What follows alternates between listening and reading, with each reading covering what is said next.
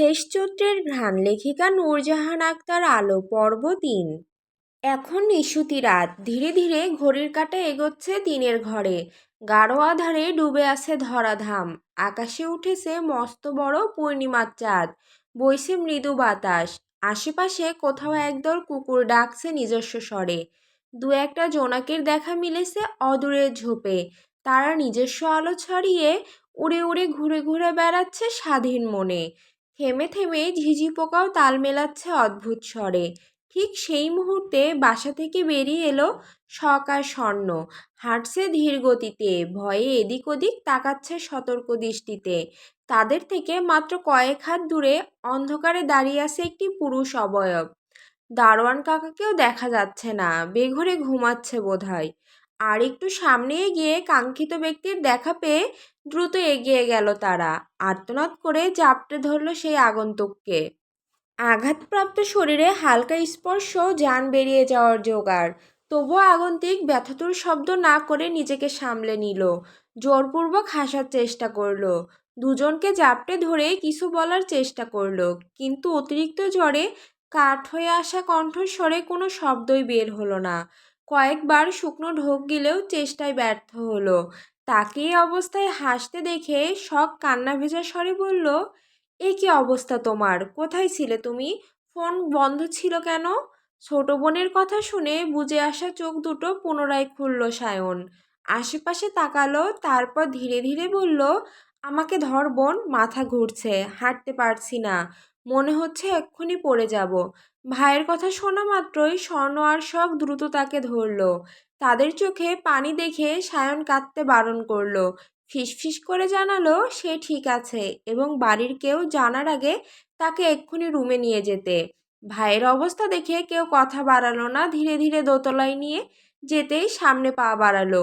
চৌধুরী নিবাসের দোতলার রুমগুলো বাড়ির ছোট সদস্যদের দখলে। বড়রা থাকে নিচতলায়, দোতলায় সায়নের পাশে শুদ্ধর রুম। শুদ্ধর পাশটায় শখের রুম। শখ আর স্বর্ণ এক রুমে থাকে। ওরা দুজন ঘুমায়ও একসাথে, কিন্তু শীতলকে নেয় না, কারণ শীতলের ঘুমানোর ভঙ্গিমা ভালো না। সে ঘুমের ঘোরে পাশের জনের বুকের উপর পা তুলে দেয়। ঘুমের ঘোরে বক বক করে, হাসে। পাশের ঘুমন্ত মানুষটা যদি হঠাৎ খিলখিল করে হেসে ওঠে তাহলে কেমন লাগে? তাছাড়া শখ আর স্বর্ণ দুজনই রাত জেগে ফোনে কথা বলে। তারা এখন বড় হয়েছে, ব্যক্তিগত মানুষও রয়েছে। এসব শীতল জানলে সবাইকে জানিয়ে দেবে। এই মেয়ের পেট পাতলা, তার পেটে কথা থাকে না। অগত্যা শীতল একা একটা রুমে থাকে। তার রুমের দরজা সবসময় হাট করে খোলা থাকে। বলা বাহুল্য, ইচ্ছে করে দরজা খোলা রাখে যাতে ভয় পেলে দৌড়ে বের হতে পারে। শখ স্বর্ণ বের হওয়ার আগেও দেখে এসেছে শীতল হাত পা ছড়িয়ে বেঘরে ঘুমাচ্ছে।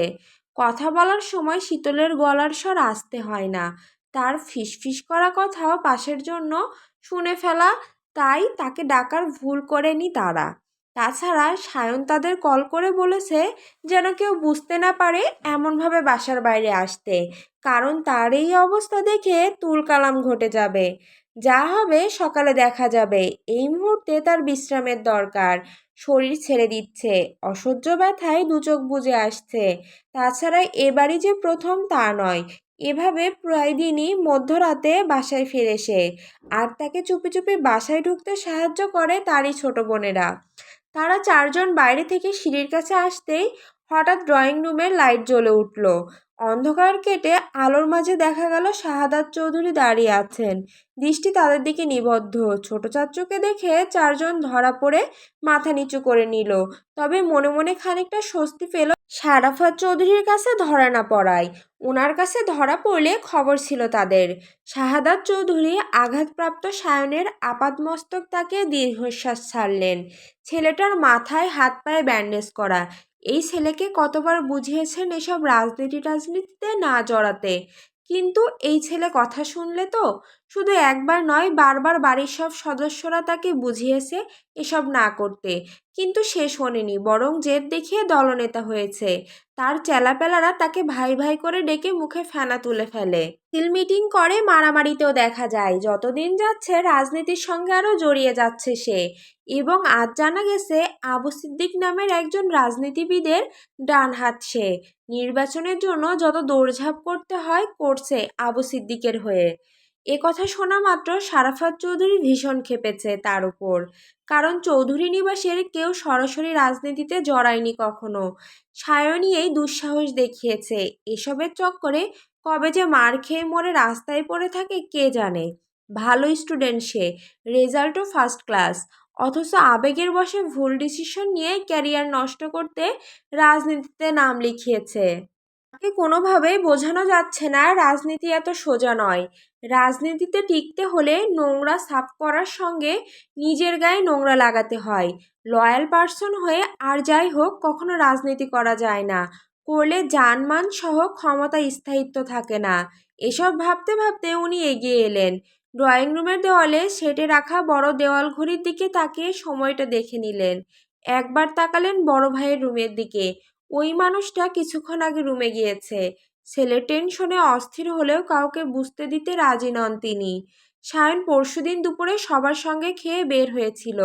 এরপর খোঁজ পাওয়া যাচ্ছিল না তার। ফোনও বন্ধ ছিল, তার ফ্রেন্ডরাও খোঁজ দিতে পারছিল না। দলের চেলাপেলাদের জিজ্ঞাসা করেও লাভ হয়নি।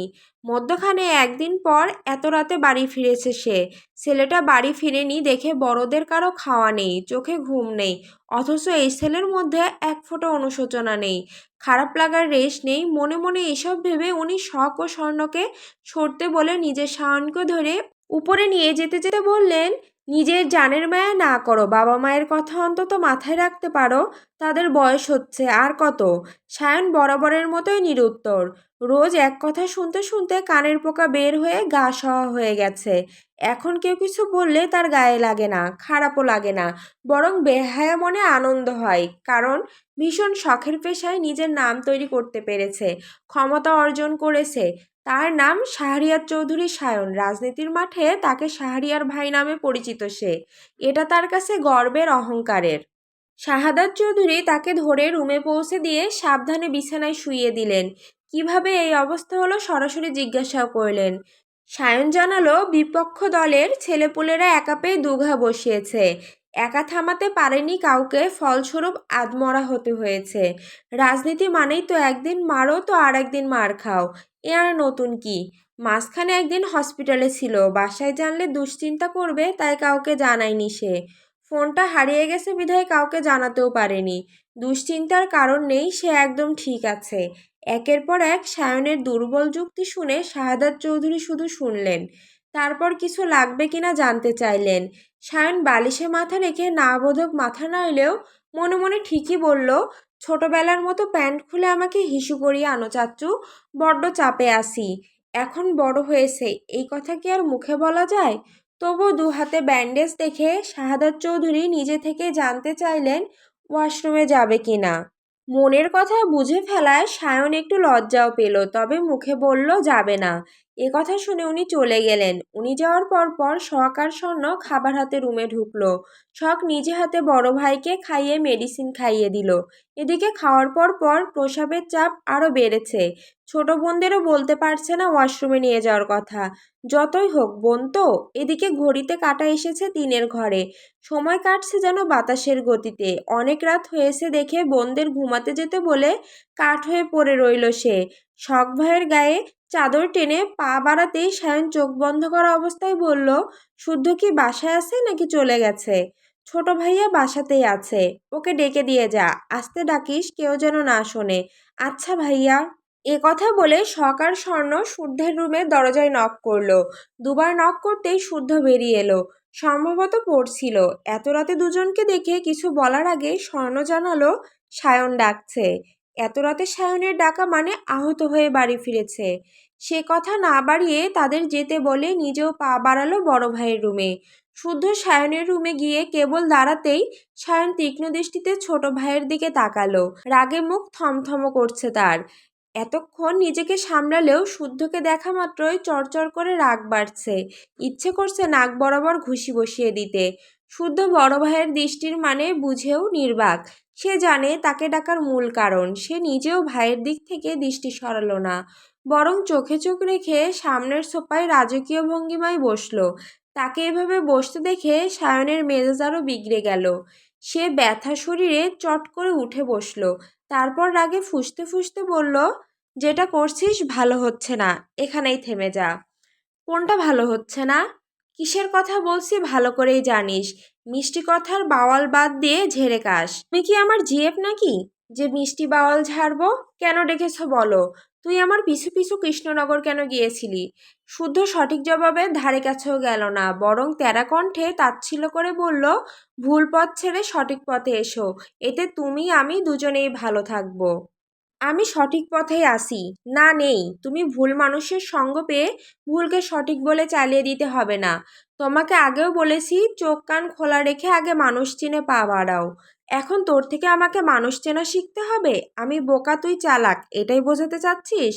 বোঝাতে চাচ্ছি না, সরাসরি বলছি তুমি বোকা। বোকা বলেই যে কেউ সহজে তোমার ব্রেন ওয়াশ করতে পারে। তুমি না ভেবেই ভুল মানুষকে বাঁচাতে বুলেটের সামনে বুক পেতে দাঁড়িয়ে যাও। সেই মনিউ ভাই। শুদ্ধ!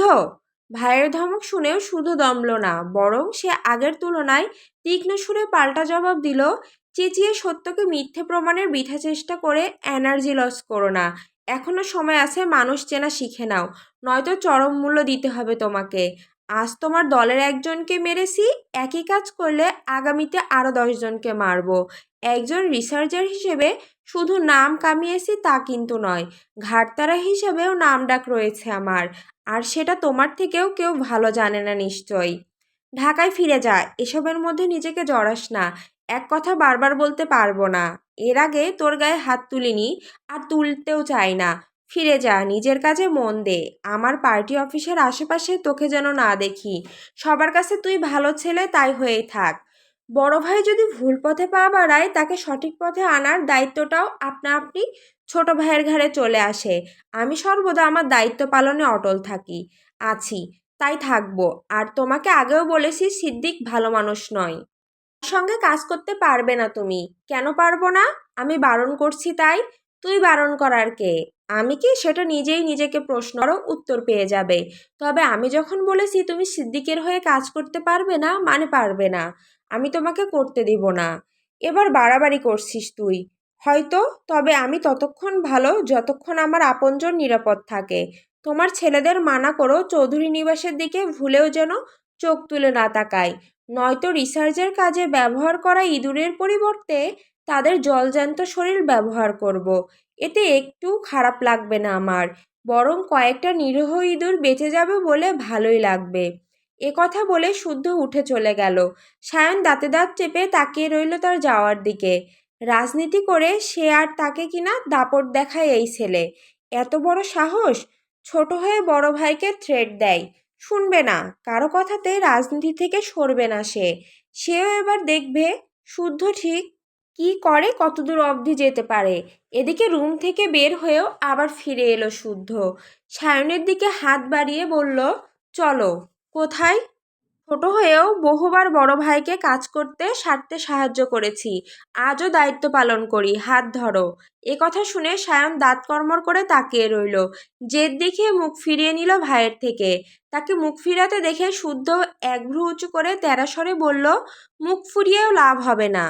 এখন আমার সঙ্গে তোমাকে ওয়াশরুমে যেতে হবে, আর আমার কথাতেই তোমাকে সিদ্দিকের সঙ্গ ছাড়তে হবে। এ কথা নড়চড় হবে না। চাইলে চেষ্টা করে দেখতে পারো, তবে ফলাফল যা আসবে আমার কথা মতোই। প্রয়োজনে লিখে রাখো, আমি শুদ্ধ যে এক কথার মানুষ, সেটা মনে করিয়ে দিতে হবে না নিশ্চয়ই। এ কথা বলেই শুদ্ধ ভাইয়ের হাত শক্ত করে চেপে ধরে উঠে দাঁড় করালো। এদিকে চাপ, অন্যদিকে ভাইয়ের জেদের কাছে হার মেনে সায়নকে উঠতেই হলো। সারাফাত চৌধুরী 3 সন্তান, সায়ন শুদ্ধ শখ। তারা বরাবরই মেধাবী স্টুডেন্ট। তাদের সঙ্গে পড়াশোনা নিয়ে ঘ্যান করতে হয়নি কাউকেই, বরং তারা ফার্স্ট ক্লাসে উত্তীর্ণ হয়েছে প্রতিটা পরীক্ষায়।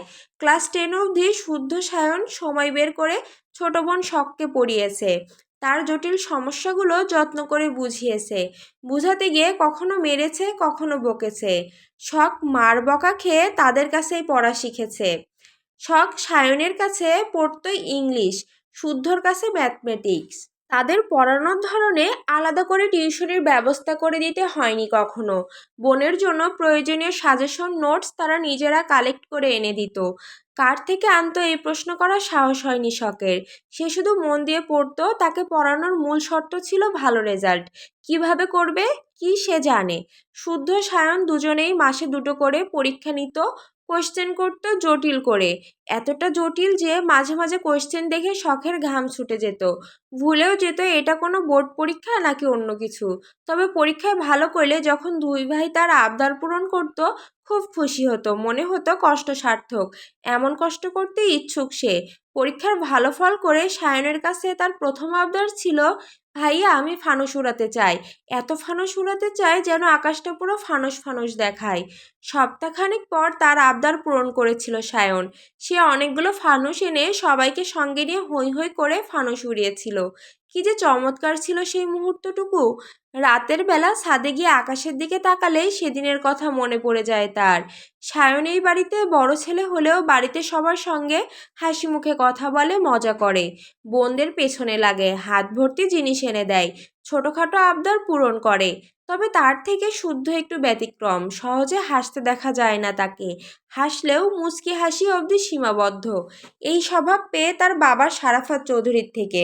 সারাফাত চৌধুরী যুবককালের কার্বন কপি যেন শুদ্ধ। কথায় কাজে একই রকম তেরা স্বভাবের। যা পছন্দ নয় কখনো করবে না, তাকে দিয়ে সে কাজ কেউ করাতে পারবে না। আবার যা পছন্দ তার থেকে কেড়ে নিতে পারবে না, সেটা তার, শুধুই তার। যেটা করবে বলে ঠিক করবে সেই করবে। তাকে আটকানো মুশকিল প্রায়। স্বাভাবিক কথা বলার সময়ও তার দৃষ্টি দেখে আচমকা বুকটা ধক করে ওঠে।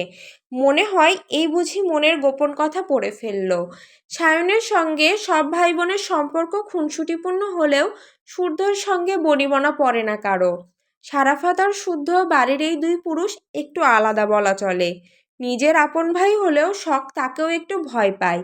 পরীক্ষায় ভালো ফল করে সে ভয়ে ভয়ে শুদ্ধের কাছে আবদার করেছিল, ভাইয়া তোমার কাছে আমি কিছু চাই। খাতাতে ম্যাথ করতে করতে শুদ্ধ চোখ তুলে বোনের দিকে তাকালে শখ থতমত খায়, কথা ভুলে যায়। কথার খই হারিয়ে সে ভুলে যায় কি বলতে চেয়েছিল। বোন ভয় পাচ্ছে দেখে শুদ্ধ নরম সুরে জিজ্ঞাসা করেছিল, কি চাস বল। রিসার্চার সোয়েব চৌধুরী শুদ্ধর বোন হিসাবে সবার কাছে এক্সট্রা সম্মান পেতে চাই। তোমাকে সফল রিসার্চার হিসেবে দেখতে চাই আমি। এ কথা শুনে শুদ্ধ জবাব দেয়নি, হাসেওনি, শুধু বোনের দিকে তাকিয়ে মাথা নেড়ে সম্মতি জানিয়েছিল। রিসার্চার হওয়ার তারও স্বপ্ন ছিল, কিন্তু সারাফাত চৌধুরী চাইতেন সে মেরিনার হোক, বড় বড় শিপে শিপে ঘুরে বেড়াক দেশ হতে দেশান্তর। যখন বোনকেও সাপোর্ট পেতে দেখলো, সেও সিদ্ধান্তে অটল রইল। এরপরেই পড়াশোনার তাগিদে চলে গেল ঢাকায়। সায়নের ব্যস্ততা বেড়ে গেল। দুই ভাইয়ের কাউকেই না পেয়ে শখ টিউশন টিচারের ব্যবস্থা করে দেওয়ার জন্য বাবাকে জানালো। সারাফাত চৌধুরী নিজ মেয়ের জন্য হোম টিউটর ঠিক করে দিয়েছিলেন। শখ অনেক দিন ওনার কাছে পড়তো। এরই মধ্যেই আনাগোনায় শোনা গেল সায়ন মিছিলে যায়, রাজনীতি করা ছেলেপুলের সঙ্গে ঘোরে, ভার্সিটিতে যার তার সঙ্গে হাতাহাতি করে। এভাবে প্রায় দিনই তার নামে অভিযোগ আসতে লাগলো। সারাফাত চৌধুরী খোঁজ নিয়ে জানলেন, সত্যিই ছেলে রাজনীতির সঙ্গে জড়িয়ে গেছে। মেরে ধরেও তাকে রাজনীতি ছাড়ানো গেল না, বরং তার মধ্যে অদম্য জেদের সৃষ্টি হলো। ঝুঁকে পড়ল রাজনীতিতে। এভাবেই দিন যেতে যেতে ক্ষমতার জোরে পেয়েছে দলনেতার পদ। কিন্তু তার হঠাৎই পাওয়া ক্ষমতার ব্যাপারে একটা ঘাপলা রয়েছে। আর এই ঘাপলাটা ঠিক সর্ষের মধ্যে ভূত থাকার মতোই রহস্যময়।